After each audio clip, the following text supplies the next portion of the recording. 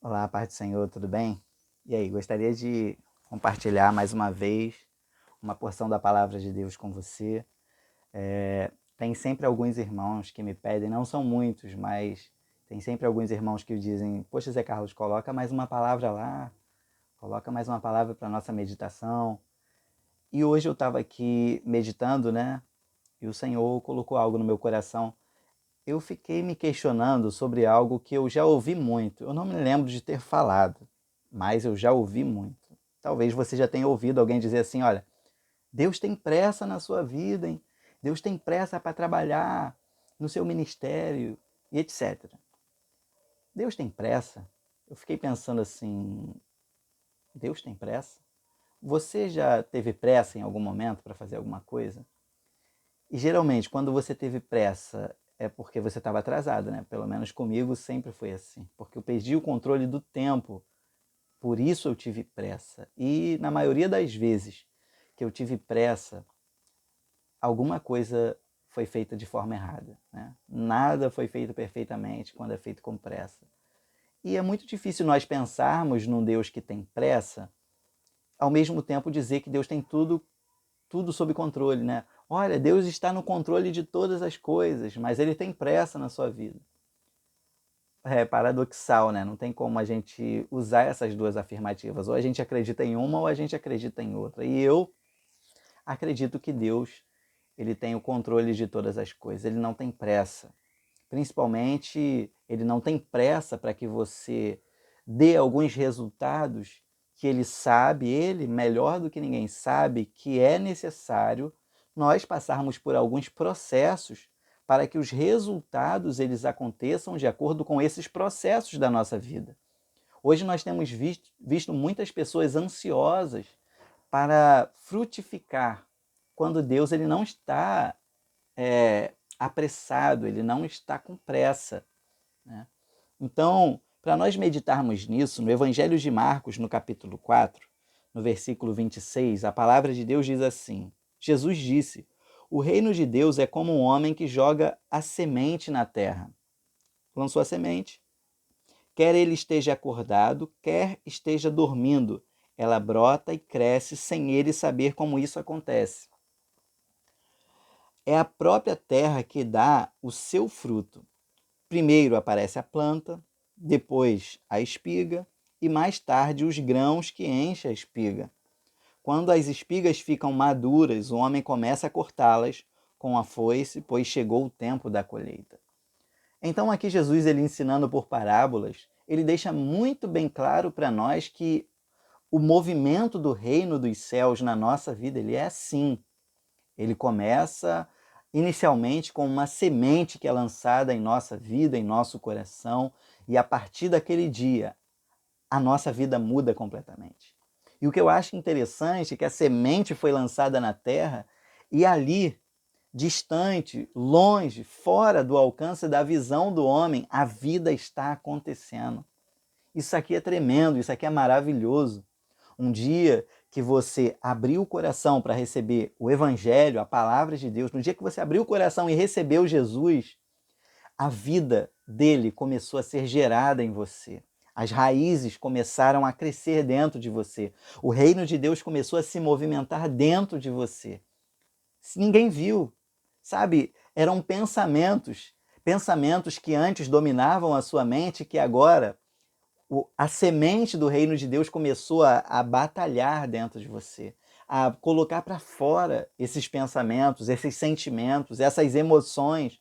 Você começa a viver uma transformação no seu interior. Que tremendo isso! Isso é o reino dos céus.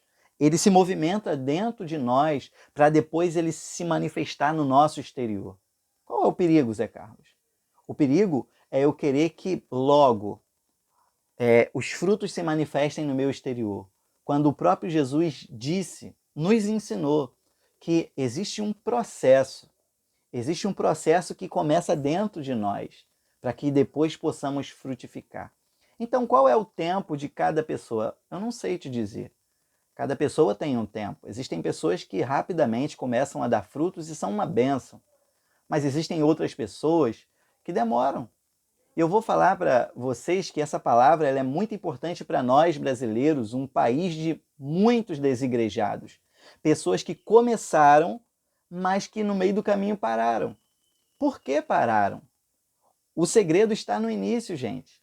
Porque muitas pessoas estão desistindo da caminhada, porque não têm raízes. No mesmo capítulo 4, no versículo 5, olha o que Jesus fala quando ele usa a parábola do semeador. Ele diz assim, capítulo 4, versículo 5. Outra parte das sementes caiu num lugar onde havia muitas pedras e pouca terra. As sementes brotaram logo. À primeira vista, esse brotaram logo é maravilhoso. Poxa, fulano mal entrou para a igreja, já está pregando, já está cantando, já está indo pelas igrejas, já está até famoso. Eu não tenho nada contra um ministério bem-sucedido dos nossos irmãos, não é isso que eu estou falando. O que eu tenho aqui é um temor muito grande de que essas coisas aconteçam logo. Porque o próprio Jesus ensinou que no processo do reino dos céus, na nossa vida, tem primeira planta, segundo a espiga e depois os grãos na espiga, ou seja, depois os frutos. É um processo.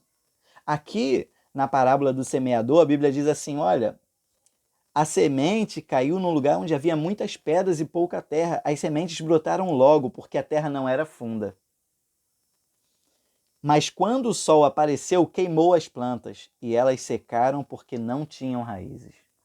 Então, o fato de você começar hoje e já começar dando muitos resultados não significa que você é um crente com muitas raízes. E tem um hino que está sendo muito cantado agora, que é só quem tem raízes, só quem tem raiz suporta o que eu suportei. É uma verdade. Porque muitas pessoas não estão suportando o calor do sol, ou seja, as provações, porque essas pessoas não tinham raízes. Elas estavam ali, sabe, externalizando muitos frutos, muitos dons e talentos, uma capacidade de fazer muitas coisas, quando na verdade elas necessitavam, todos nós necessitamos de que as nossas raízes sejam profundas. Então o tempo nós não sabemos determinar, mas existe um tempo para criar raízes, existe um tempo para ser planta, para ser espiga e para ter grãos na espiga. Então, que a sua prioridade, que o seu objetivo, que a sua busca seja criar raízes. Se você entrou na igreja agora, não fique ansioso para, sabe, deslanchar aí no ministério. Hoje, com as redes sociais, muitas pessoas estão se tornando ministras das redes sociais. Não viveu o processo do crescimento ministerial ali acompanhado pelo seu pastor, com a orientação das suas lideranças, não. Existem muitas pessoas deslanchando aí no mundo gospel sem ter vivido esses processos, e daí nós estamos vendo muitos escândalos. Por quê? Porque são pessoas que não criaram raízes.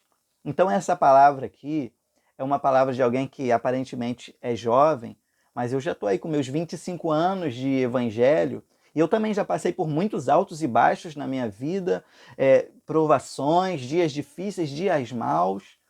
E algumas vezes eu questionava assim, que isso, Senhor? Por que eu estou passando por isso? Essa semana eu encontrei com um jovem e ele me perguntou, Zé Carlos, poxa, eu não sei por quê, cara. Depois que eu entrei para a igreja, entreguei minha vida para Jesus, só problema, só dificuldade, é na família, é no trabalho, até na igreja. Será que eu estou fazendo alguma coisa de errado? Eu ri assim, falei, cara, não significa que você está fazendo alguma coisa de errado. Você se acha melhor do que Noé, do que Abraão, Isaac, Jacó, Moisés, Jeremias, Isaías, Jesus? Porque todos esses passaram por dificuldades na sua vida. Jó, será que nós somos melhores do que eles? Não. As dificuldades fazem parte do nosso crescimento, do nosso amadurecimento. É aí onde nós vamos criar raízes, né? Eu terminei meu ensino médio há muitos anos atrás. E no começo desse ano eu comecei a fazer faculdade. E quando eu comecei a faculdade, sabe o que se tornou comum? Fazer provas, fazer testes e só trabalho difícil. Por quê? Se eu quero crescer, se eu quero avançar, eu vou precisar passar por provas. Então, se você hoje está passando por provações, entenda, você está amadurecendo, esse é o processo. Entenda e respeite os processos da sua vida. Jesus, ele entende, ele não está com pressa, na verdade, ele está no controle de tudo. E ele deseja que você, vivendo cada processo, chegue o seu momento de dar muitos frutos, e isso será automático. Em João capítulo 15, Jesus disse assim: toda vara que está em mim, eu sou a videira, vós sois as varas. E todas as varas que estão em mim dão muito fruto. Não é pouco não, dá muito fruto, é automático. Dar fruto é automático. Mas ele disse assim, ó, aquela que não está em mim, olha, sem mim vocês não podem fazer nada. Então, entenda que não é a nossa capacidade, a nossa inteligência, não é o quanto somos admirados, o quanto somos reconhecidos, não é o quanto somos formados, não é isso que vai determinar o quanto bem-sucedidos somos no reino de Deus. O que vai determinar isso é o quanto criamos raízes a partir do dia que essa semente brotou em nosso coração, e daí nós nos tornamos uma árvore frondosa, cheia de frutos para a glória do reino de Deus. Se você se afastou do caminho do Senhor, se você deixou o caminho porque você não resistiu ao calor do sol, foi muita pressão, Zé Carlos. Eu comecei a 1000 por hora, mas eu não resisti. Eu saí, eu não aguentei a prova. Está aí o resultado. Foi porque você não se permitiu criar raízes. Quando você entrar agora, quando você voltar agora para os caminhos do Senhor, faça como Paulo. Ele era um grande conhecedor da lei, um homem fariseu, zeloso, famoso. Esse, quando teve um encontro com Jesus, ele foi para a cidade onde ele ia perseguir os cristãos, ele pregou o evangelho naquela cidade. Só que ali nem os cristãos deram muita credibilidade para ele. Poxa, esse é o perseguidor, como é que ele pode ser o cristão e tal? Então, a carta de Paulo aos Gálatas nos deixa ali um detalhe muito importante. Paulo, ele passou alguns anos separados, sendo discipulado, mesmo sendo um grande conhecedor da lei, ele passou uns anos sendo discipulado. Até que em Atos capítulo de número 13, a Bíblia diz que o Espírito Santo, quando Paulo estava orando e jejuando junto com alguns irmãos, o Espírito Santo chamou, escolheu, separou Paulo e Barnabé para a obra missionária. Ou seja, Deus mesmo viu, ele está pronto agora. Então existe esse momento que Deus ele vai ver, você está pronto, é agora. Então, se você entrou hoje na igreja, você pode saber cantar, você pode saber tocar, mas não significa que você está pronto para o ministério. Você pode falar muito bem, você pode até ter muito conhecimento, mas não significa que você está pronto para subir ao altar, para pregar. Então respeite os processos, porque quando você respeita esses processos, tudo acontece da melhor forma possível e o nome do Senhor é glorificado na sua vida. Medite nessa palavra, né? Que Deus te abençoe, pense nisso, tá bom? Porque isso vai ser bênção para você, para sua família e para todos aqueles que te ouvem. Deus te abençoe.